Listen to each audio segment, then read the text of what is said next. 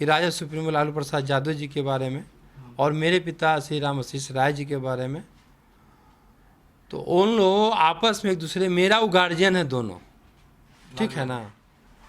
जनता भाई बंधु के माध्यम से औकात बता दिया था। और नमस्कार, मैं हूं देवांशु, आप देख रहे हैं न्यूज़ 4 नेशन। बिहार में चुनावी सरगर्मियां तेज है। इस बीच नेता अपने अपने क्षेत्र में जनता से लगातार मुलाकात कर रहे हैं और चुनावी माहौल को आखिरी कवायद देने में जुटे। इस बीच खबर है कि दानापुर से रीतलाल यादव चुनाव लड़ने वाले हैं। हमारे साथ बात करने के लिए रीतलाल यादव खुद हैं। आप चुनाव लड़ने वाले हैं, लेकिन ये साफ नहीं हो पाया है कि कैसे लड़िएगा, किस पार्टी के टिकट के तहत लड़िएगा। क्या आरजेडी में आप जाने का प्लान है? प्लानिंग अभी कहीं जाने का नहीं है, प्लानिंग सिर्फ अपना है। हम जनता के बोलो चुनाव लड़ेंगे, क्षेत्र में जा रहे हैं। चुनाव हर हाल में लड़ना है हमको, चुनाव लड़ना है हर हाल में लड़ना। क्या माहौल लग रहा है जब आप जनता के बीच जा रहे हैं? तो बेटा के रूप में देख रहा है लोग, भाई के रूप में देख रहा है लोग, आने वाला भविष्य के रूप में देख रहा है लोग। जितने भी समस्या से लोग ग्रसित हैं, निदान के रूप में देख रहे हैं लोग। चुनाव आपने पहले भी लड़े हैं, अब भी लड़ रहे हैं। क्या इन दोनों इलेक्शन में कोई फ़र्क देख पा रहे हैं? जो पूर्व में चुनाव हुए हैं, जो मुद्दे हैं, क्या वही मुद्दे तब भी थे और यही मुद्दे अब भी हैं? मेरे लिए मुद्दा वो नहीं है, मेरे लिए मुद्दा ये है, फ़र्क की बात है। कल हम खुद नहीं थे, मेरे भाई बंधु खुद चुनाव लड़ रहे थे। आज मैं खुद हूँ और भाई बंधु के साथ हैं। इसलिए मेरे भाई बंधु का जो भी लोग हैं, जनता सभी का हौसला बुलंद है और उन लोगों का एक ही आवाज़ है, रीतलाल यादव का दानापुर में मांग है। कहा जा रहा है कि आरजेडी से करिश्मा रॉय को टिकट मिल रहा है दानापुर से। कितनी चुनौती मानते हैं करिश्मा रॉय को? क्योंकि वो तेज प्रताप यादव की साली भी रही हैं, क्लोज हैं तेजस्वी यादव के। हम 2015 में भी चुनाव लड़े थे और 2010 में भी चुनाव लड़े थे, लेकिन दोनों चुनाव लड़े थे तो निर्दलीय रूप में लड़े थे। और उस वक्त भी मेरे साथ राष्ट्रीय पार्टी था और क्षेत्रीय पार्टी था। फिर भी हमने सभी को अपना जनता भाई बंधु के माध्यम से औकात बता दिया था। और 15 में भी राष्ट्रीय और क्षेत्रीय दोनों पार्टी से टक्कर हुई थी हमको। और उसके बाद जो का रिजल्ट है जो आप लोग के सामने है। मुद्दे क्या होंगे दानापुर का? मुद्दे क्या हैं? समस्या का निजात, किन समस्याओं का? बहुत सारी समस्याएं हैं। स्कूल से है, हॉस्पिटल से है, जल जमाव है, रोड है, बच्चे लोग भूखा हैं, जिनके घर में चूल्हा नहीं जुट रहा है। सबसे बड़ी समस्या है कि हमारे यहाँ दानापुर स्टेशन है, यह आपका खगोलपुरा पर रन बसेरा नहीं है। तीसरा समस्या है आपका दियारा क्षेत्र में जाने आने में समस्या इतना बड़ी हो जाती है जिसका कोई जवाब नहीं। आज के डेट में पक्का पुल होता तो बिजनेसमैन लोग कहे जाते हैं दियारा के लोग, लेकिन आज पक्का के पुल न रहने के कारण आज दूध बेचने वाले लोग कहे जाते हैं कि दियारा वाले दूध बेचते हैं, सब्जी बेचते हैं। लेकिन आज पक्का पुल होता तो दियारा वासी लोग बिजनेसमैन के नाम से जाने जाते हैं। विधायक बनिएगा तो पुल बनाइएगा जी, मेरा सबसे पहला प्राथमिकता होगा दियारा क्षेत्र के लिए।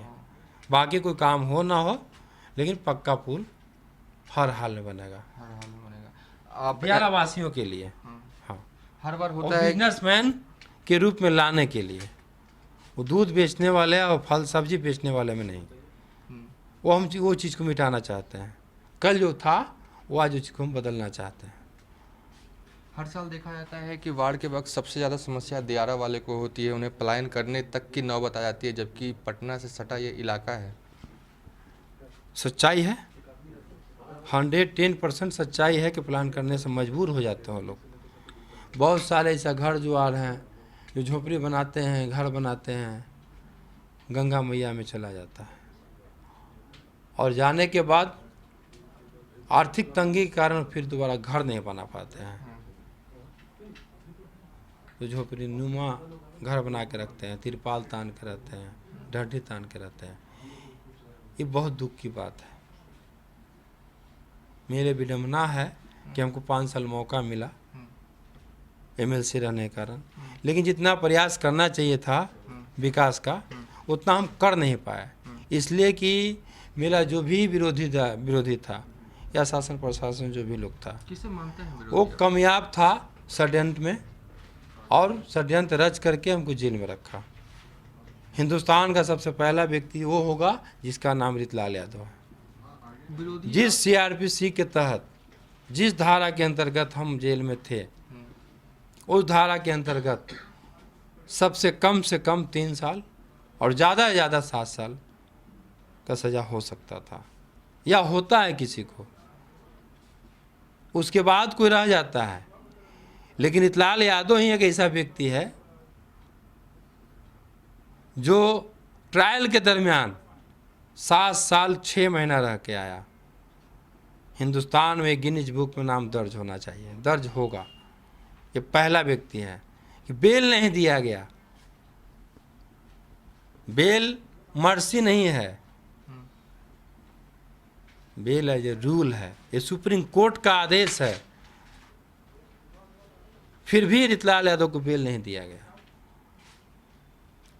सीआरपीसी 436A में कहा जाता है कि जिस भी धारा के अंतर्गत कोई व्यक्ति आता है और जेल में है ट्रायल के दरमियान, तो उनको बेल दिया जा सकता है, बेल दिया जाता है। ये सुप्रीम कोर्ट का रूल में है 436A में। लेकिन मेरे साथ वो भी नहीं हुआ। कौन कर रहा था साजिश, बता सकते हैं? अब तो हम जेल में थे, हम तो पूरे शासन प्रशासन अपना विरोधी दुनिया जान सबको ना बोलेंगे, लेकिन फिर भी हमको न्यायालय में भरोसा था कि एक न एक दिन न्याय जरूर मिलेगा हमको। एक चीज़ मैंने और देखा है, थकता नहीं है, हारता नहीं है, परेशान जरूर होता है लेकिन हारता नहीं है। और सच्चाई आप लोग के सामने है कि हम आप लोग के बीच में हैं। मैंने देखा है कि विधान परिषद का जब भी सेशन हुआ है, आप जेल में रहते हुए भी विधान परिषद आए हैं और सारे सेशन को आपने अटेंड किया है। अब चुनाव लड़ने जा रहे हैं, लेकिन मेरा सवाल फिर वही, निर्दलीय लड़ना तय है। अगर आरजेडी टिकट देती है तो लड़ेंगे क्या? क्योंकि पुरानी पार्टी है, करीबी रहे हैं लालू यादव के आप।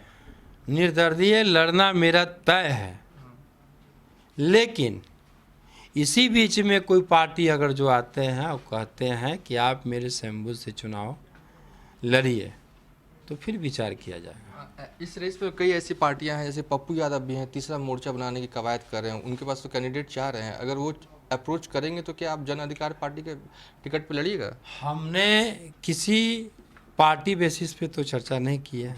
हमने तो यही बात बोला कि अभी तो निर्दलीय हम चुनाव लड़ रहे हैं, निर्दलीय का तैयारी कर रहे हैं जनता के बदौलत। क्या रिस्पांस मिल रहा है? अगर जो कोई आता है बीच में, कोई पार्टी कहता है कि आप मेरे सिंबल पे चुनाव लड़िए, तो फिर विचार करेंगे हम।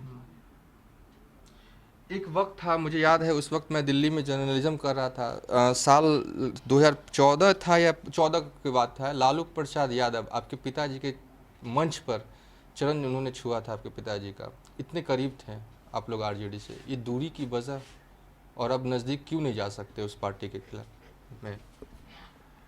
ना हम कल दूर थे और ना आज दूर हैं, ठीक है। और अभी जो आपने बोले कि राजा सुप्रीमो लालू प्रसाद यादव जी के बारे में और मेरे पिता श्री राम आशीष राय जी के बारे में, तो उन लोग आपस में एक दूसरे, मेरा वो गार्जियन है दोनों, ठीक है ना, दोनों गार्जियन के रूप में हैं, ठीक है। इस पे कोई टीका टिप्पणी हम नहीं कहेंगे। कल क्या था उन लोगों के बीच में, आज क्या है उन लोगों के बीच में, इसलिए कि मंच पे कल हम नहीं थे और आज भी मंच पे हम नहीं हैं। एक आखिरी सवाल है, आप किसे 2020 में बिहार का सीएम बनता हुआ देखना चाहते हैं? आपकी इच्छा है कि अगर ये आदमी बनेगा तो बिहार का विकास होगा, ऐसे कुछ? पप्पू यादव, चिराग पासवान, तेजस्वी यादव, या सीएम नीतीश कुमार फिर से रहें, या अभी सोचा नहीं है? सोच के बताएंगे, बाद में अगले इंटरव्यू में बताएंगे। हमसे कोई मुख्यमंत्री बन सकते हैं हमको कहने से? नहीं, आपके कहने से नहीं, नहीं, हर आदमी कहने से मुख्यमंत्री को बन सकते हैं नहीं, लोगों के कहने से बन सकते हैं। तो इसका तो फैसला लोग करेंगे ना। चलिए, ये रीतलाल यादव थे जिन्होंने कहा कि दानापुर की जनता जो है इनके साथ है और ये निर्दलीय चुनाव तो जरूर ही लड़ेंगे। अगर कोई पार्टी अप्रोच करती है तो उस टिकट के सिंबल पर भी लड़ने को तैयार हैं। फिलहाल अभी तक के लिए इतना ही। आप देखते रहिए न्यूज़ फॉर नेशन।